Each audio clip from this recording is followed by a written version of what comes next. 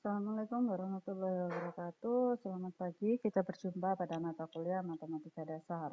Untuk materi hari ini, yaitu materi ketiga mengenai notasi sigma. Notasi sigma digunakan untuk menyingkat penulisan dari suatu jumlahan. Misalkan diketahui A1 plus A2 plus A3 sampai dengan plus AN, berarti kita bisa menuliskannya dengan sigma I sama dengan 1 sampai dengan N, karena di sini berhenti ketika A sama dengan N ya. Baru indeksnya adalah I, berarti ini adalah I. Dengan AI merupakan anggota bilangan real. Berarti di sini kita bisa aja berdasarkan notasi sigma maka berlaku sifat-sifat berikut ini. Jumlahan dari I sama dengan 1 sama dengan N dari angka 1 yaitu berarti kan 1 tambah 1 berarti sama dengan 2 tambah 1 berarti sama dengan 3 sampai dengan N berarti hasilnya nanti adalah N. Sedangkan jumlahan dari I sama dengan 1 sampai dengan N dari suatu konstanta berarti kan C ditambah C berarti 2C, ditambah C lagi berarti 3C. Berarti sesuai dengan banyaknya jumlahannya. Karena ini jumlah sebanyak N berarti N dikalikan C. Untuk sifat berikutnya adalah jumlahan dari C kali AI. Karena yang berjalan adalah AI berarti C bisa keluar dari notasi sigmanya. Sifat berikutnya adalah kalau ada AI plus atau minus dari BI, berarti dari sini kita tahu jumlahan dari AI bisa dijumlahkan atau dikurangkan dengan jumlahan atau sigma dari BI itu sendiri. Jadi sigmanya untuk AI, sigmanya untuk BI sendiri-sendiri. Nah, perhatikan jumlahan SN sama dengan 1 plus 2 plus 3 dijumlah sampai dengan plus N. Berarti kalau kita mau menghitung rumus SN-nya, kita tulis dulu N sama SN-nya. Kemudian kita tulis N-nya 1, 2, dan seterusnya. Berarti SN-nya baru kita jumlah 1, berarti 1. Ketika N-nya 2, 2 plus 1 adalah 3. Ketika N-nya 3, berarti 3 plus 2 plus 1 berarti 6. Dan seterusnya. Nah, di sini kalau saya mau menghitung rumus dari SN, berarti saya minta bantuan dari SN per N. Di mana 1 dibagi 1 sama dengan 1, 3 dibagi 2 sama dengan 3 per 2, 6 dibagi 3 sama dengan 2, 10 dibagi 4 berarti 5 per 2, dan seterusnya.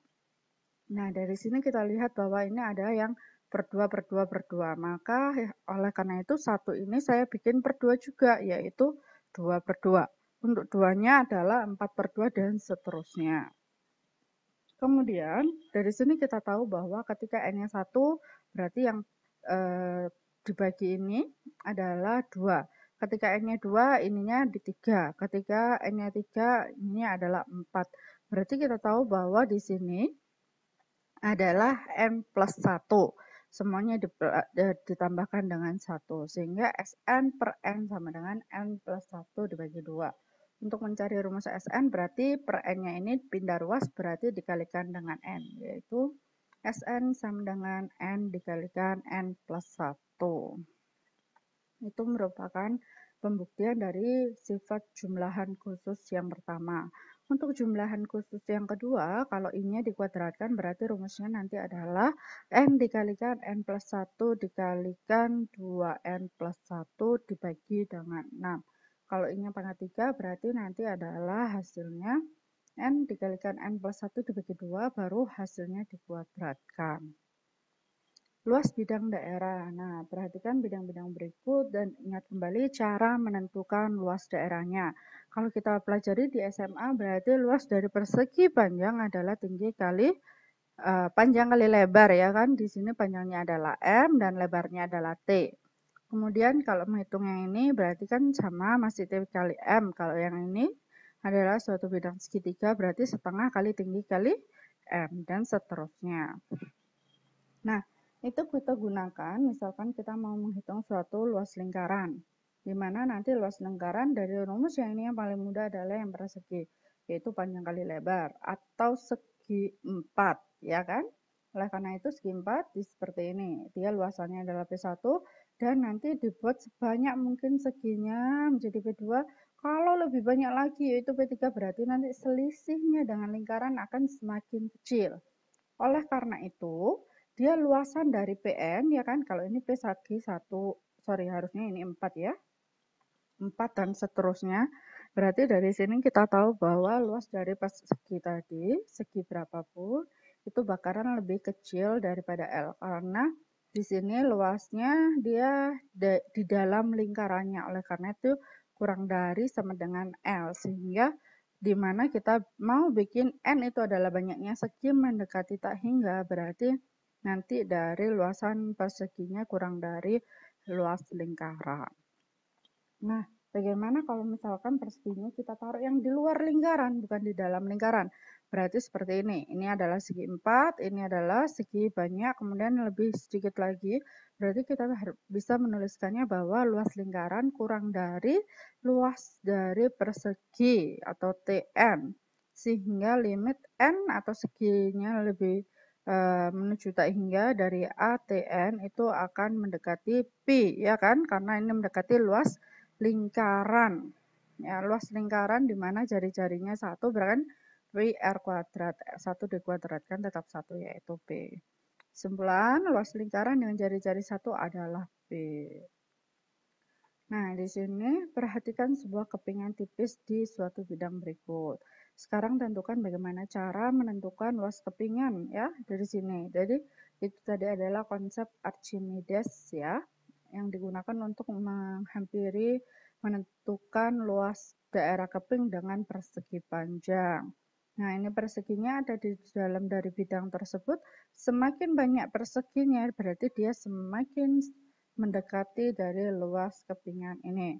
Nah, dari sini kita ada yang namanya persegi panjang luar, di mana dia nanti bikin perseginya harus di luar dari garis. Kalau di dalam berarti di dalam dari garis. Nanti dari sini kita tahu bahwa perbedaan dari kurang darinya ada di mana. Kalau misalkan yang di sini kan berarti dia di dalam, berarti luasnya persegi kurang dari yang luasnya lingkaran. Kalau ini luasnya persegi itu lebih besar dari luas lingkaran. Begitu pula untuk yang ini, berarti nanti yang ini adalah luasnya persegi lebih besar dari luasnya dari garis.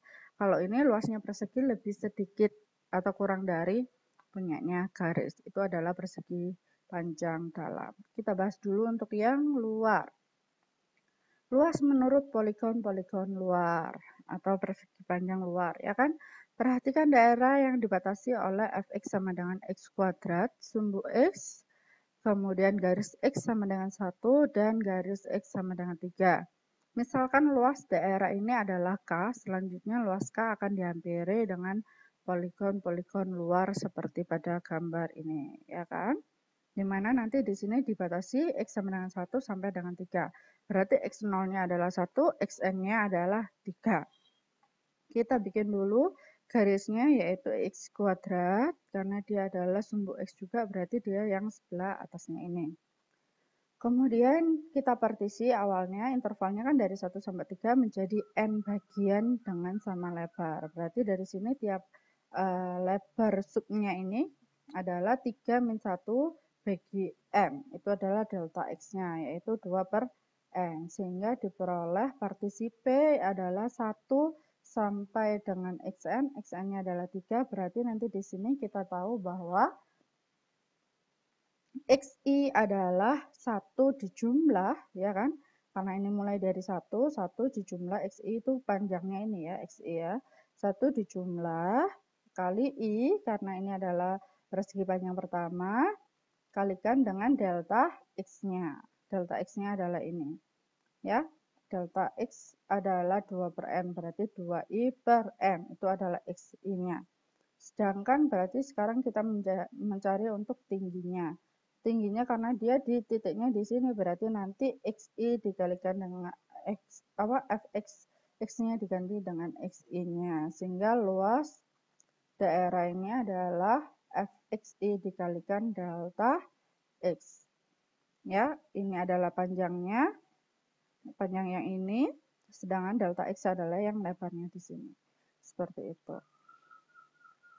Dengan melakukan proses yang sama untuk I sama dengan 1 sampai N, maka luas dari seluruh persegi panjang adalah fx pertama dikalikan delta x, terusnya sampai dengan jumlahan fxn kalikan delta x, ya kan? Berarti di sini kita bisa aja buat sigma i1 sama dengan n, fxi kalikan delta xi, kemudian kita tahu bahwa xi-nya itu adalah x kuadrat, delta xi-nya tetap biarkan, baru kita rubah semuanya sesuai dengan rumusnya. Xi tadi adalah 1 plus 2i per n dikuadratkan dikalikan delta X-nya adalah 2 per n. Karena ini tidak menyangkut I, berarti bisa dikeluarkan, yaitu 2 per n. Sigmanya adalah ini.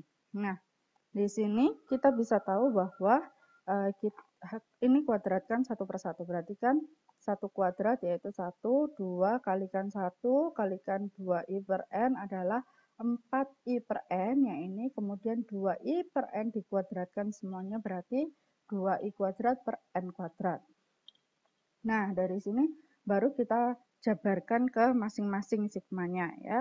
Sigma sama dengan sigma 1 dijumlah dari sigma 4i per n ditambah sigma 4i kuadrat per n kuadrat. Nah, ini adalah konstanta 4 per n pangkat 2, berarti semua keluarkan ya, dikeluarkan masing-masing, berarti jumlah dari 1 adalah n, kemudian ini konstantanya 4 per n, ini konstantanya adalah 4 per n kuadrat. Baru ini menggunakan jumlahan sifat khusus tadi, kita masukkan kalau jumlahan dari i adalah n kalikan n plus 1 per 2, kalau i kuadrat berarti n dikalikan n plus 1 dikalikan 2n plus 1 dibagi 6. Baru dari sini kita hitung semuanya ya. Kita kalikan satu-satu, hasilnya adalah ini. 2, 6 per 3 plus 8 per 6 ditambah 4 per 3 n kuadrat. Jadi limit n mendekati tak hingga dari luasan tadi sama dengan 26 per 3. Karena kalau misalkan ini mendekati tak hingga, berarti nanti sesuatu yang dibagi dengan mendekati tak hingga adalah 0. Sehingga hasilnya adalah 26 per 3 aja. Sehingga K kurang dari limit N mendekati tak hingga L, Rn akan sama dengan 26 per 3. Sekian dulu untuk video ini, kita lanjutkan ke video berikutnya mengenai yang persegi panjang dalamnya. Jangan lupa untuk like dan juga subscribe. Bye-bye.